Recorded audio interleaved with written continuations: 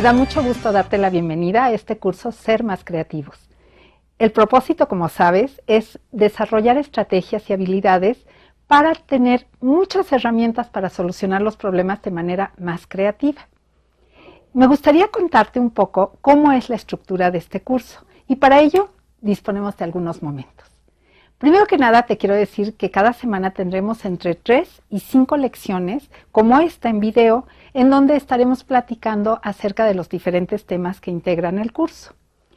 En las semanas 3, 4 y 5 habrá un reto de diseño, en donde pondremos en juego todos los conocimientos y habilidades desarrolladas para aportar soluciones creativas a problemas específicos que vamos a plantear. En las otras semanas iniciales tendremos una tarea de aprendizaje que funcionará como una especie de examen semanal. La última semana, la sexta, estará dedicada exclusivamente a la evaluación entre pares de los productos que hemos desarrollado. Hay 2 formas de egresar de este curso. Una es con una calificación de 6 a 8.4, en cuyo caso vas a tener una constancia, y la otra es de 8.5 para arriba, en cuyo caso sacarás una constancia con honores. Quiero decirte que es muy importante en todos los casos hacer todos los retos y las tareas de aprendizaje porque son instrumentos de aprendizaje maravillosos. También quiero decirte que es importante que puedas tomar notas ya sea en un cuaderno o en una tableta, porque esto permitirá que des una continuidad y un seguimiento a todos los temas del curso y que puedas consultarlos de una manera muy ágil. Por otro lado, quiero decirte que existe una gran cantidad de foros que están agrupados en algunos rubros. Unos son foros que tienen que ver con las lecciones y con las tareas que seguramente estarás consultando con mucha frecuencia. También tenemos un foro que tiene que ver con recursos y que es un poco una continuación del Facebook que tuvimos, aquel Facebook muy creativos y que sigue vigente. Por otro lado, tú, como todos, puede abrir los foros que quieran dependiendo de los intereses, dudas y preguntas que quieras consultar. Quiero decir que tenemos también la ventaja enorme de contar con un equipo maravilloso de docentes, que son Lourdes Aznaburian, Ada Blanc, Jackie Bucio, Cintia Klingler, Lu Pérez, Sergio López, Manuel Mesa, Gubi Ruiz Morán, Gabu Ulloa y Luis Fernando Zárate. A todos ellos, mi más profundo agradecimiento por todo el trabajo previo y actual en este curso. De tu parte, necesitamos una sola cosa, que estés plenamente motivado o motivada para ser más creativo. A ver, apenas me dio tiempo. ¡Qué bien! Ahora sí vamos a entrar en materia y vamos a definir creatividad. Es una cosa muy interesante que el diccionario de la Real Academia Española de la Lengua introdujo esta palabra hasta 1983. Es una palabra que se deriva de creare, que significa engendrar o tener hijos. Y esto tiene que ver, esta incorporación tardía de la palabra a un diccionario de toda una lengua que hablan 500 millones de personas, esta incorporación tardía tiene que ver con que antes se conceptualizaba a la creatividad como ligada solo a entes divinos y no estaba relacionada con lo humano. Vamos a platicar que en Grecia, por ejemplo, se pensaba que la creatividad estaba solo dedicada a la parte de poesía. Quien hacía arte, por ejemplo, figurativo, quien hacía arquitectura, escultura o pintura, se concebía que solamente estaba imitando a la naturaleza y por lo tanto no era un creador. Se hablaba de musas divinas que inspiraban y esto se sigue hacia la tradición cristiana en donde se habla de inspiración divina y se deja solamente a un ente superior la capacidad de crear. No es sino hasta mucho más tarde que se introduce la palabra y la concepción de crear en el ámbito de lo humano, con Chaucer en el siglo XIV, por ejemplo. Existe de parte de los psicólogos cognitivos una definición estándar de creatividad y en ella se habla de 2 elementos importantes. Uno tiene que ver con la originalidad y otro con la utilidad o valor social de aquello que se genera. Esto es importante porque, por ejemplo, una computadora, un ordenador que crea palabras al azar, no podemos decir que es un ente creativo por sí mismo, porque en realidad lo que produce puede ser original, pero no necesariamente valioso. Y esto nos lleva a los cambios disruptivos e incrementales. Fíjense, por ejemplo, yo tengo este lápiz. Este lápiz puede cambiar en términos del color, la forma, el material, el tamaño, el grosor. Todos esos son cambios incrementales, en el sentido de que no cambian la esencia del lápiz. Sin embargo, cuando nosotros pasamos de esta forma de escritura a la máquina de escribir, tenemos un cambio disruptivo, porque implica un cambio fundamental en la mecánica de la escritura. Y esto también nos lleva a pensar en cómo nos tardamos a veces horrores en inventar cosas que deberían de ser fáciles de solucionar. Por ejemplo, pensemos que la rueda tiene unos 7,000 años de existencia. Y quienes tienen más o menos mi edad recordarán que de chiquitos cargábamos con unos trabajos espantosos las maletas y andábamos de aquí para allá esforzándonos horrores para llevar nuestras pertenencias de un lado al otro en los viajes, en los andenes, en los aeropuertos y demás. Fue hasta un poco después que empezaron a ver unos diablitos que usaban las tripulaciones de los aviones.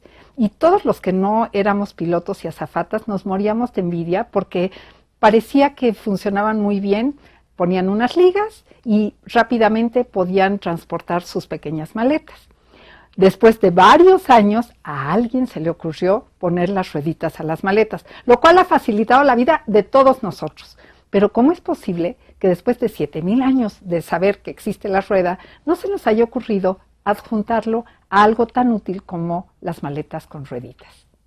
Los teóricos de la creatividad hablan de 4 elementos para estudiarla y se refieren a ellos como las 4 P's, que tiene que ver con proceso, producto, persona y plaza. Ahora vamos a empezar con los procesos creativos. ¿Qué son los procesos creativos? Vamos a ver a través de las entrevistas que vamos a presentar que son cuestiones que emocionan al creador, en donde hay un alto grado de compromiso personal, de entrega, de interés y de motivación. Veamos. Mi mayor creación, o cuando menos la que me tiene apasionado, es el proyecto del Aula del Futuro, en el cual, al revés de lo que ocurre en muchos otros proyectos, en vez de imaginar cómo hacemos lo que hacemos hoy con tecnología, lo que estamos haciendo es imaginar cómo debería de ser un espacio educativo innovador, qué esperamos ver ahí adentro, y 3 o 4 preguntas después, ¿qué rol juega ahí la tecnología? A la fecha, Quimera es la creación que más me enorgullece debido a que mezcla mis 2 pasiones, lo que es mi carrera de psicología en cuestión de género y mi pasión por la danza flamenca. Pero ¿de dónde salen todas estas ideas creativas? Veamos qué nos dicen estos invitados nuestros que son personas muy creativas. Pues muchas veces llegan las ideas, pues, ¿no? De pronto me encuentro en una situación o leo algo o veo algo que me llama la atención en la calle y a partir de ahí se empiezan a tejer como las cosas, se empiezan a dar como imán, pues, ¿no? Una idea trae otra y otra y otra y hago un pequeño armado, una estructura de historia. Básicamente así es como sucede. Yo creo que es una cierta capacidad de ver un poquito más allá para qué es lo que quieren, y eso hace que no descanse mi mente y empiezo a pensar cómo podríamos ayudar, cómo podríamos solucionar ese problema y encontrar soluciones. Además, el proceso creativo puede verse a través de experimentos.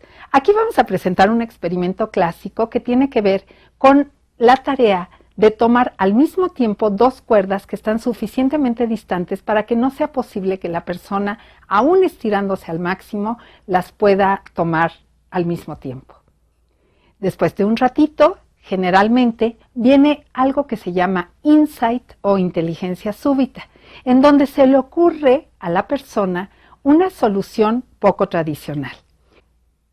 Se le ocurre lanzar una de las cuerdas hacia un lado y con el balanceo tipo péndulo, esperar a que llegue hacia ella y poderla tomar para solucionar este problema. Los teóricos hablan de varios elementos que deben estar presentes en el proceso creativo. Uno, desde luego, es la originalidad. el ser capaces de pensar de maneras diferentes a las tradicionales. Otro tiene que ver con la fluidez de ideas, es decir, es muy importante el poder tener una sucesión de ideas distintas, muchas veces apoyadas en las anteriores, pero de tal manera que no exista un estancamiento. Y eso nos lleva a la flexibilidad cognitiva, a la capacidad de ver las cosas desde otro ángulo, a la capacidad de ver procesos de manera distinta, cortados o secuenciados de otras formas, para poder hacer reinvenciones creativas. Esto también nos lleva a algo muy importante, que es la independencia cognitiva. Esta capacidad de las personas de no irse siguiendo a un líder y siguiendo una idea que ya está propuesta y aceptada en general. El ser independiente tiene que ver con una gran seguridad personal, con una confianza en nuestras propias ideas. En este momento tenemos una pregunta que vas a contestar para probar cómo está tu comprensión de estos conceptos. El día de hoy estuvimos trabajando alrededor del concepto de creatividad, de su inclusión en los diccionarios, muy reciente, y también de cómo ha ido evolucionando desde lo divino hasta lo humano. Vimos también algunos elementos del proceso creativo. Y quiero decirles que para que entremos en materia, vamos a trabajar con un pequeño reto que les voy a dejar. Solamente con estos elementos que ustedes ven aquí, tachuelas, cerillos y una vela, vamos a crear, de acuerdo al experimento de Duncker de 1945, una forma en que la vela pueda alumbrar un pequeño cuarto, una pequeña habitación de 4 paredes y que se coloque a una altura de 1.50 metros para que alumbre lo mejor posible esa pequeña habitación. Solo se pueden usar estos elementos. Bueno, espero que se diviertan y no se pierdan el siguiente capítulo, que está interesantísimo. ¿Cómo son las personas creativas?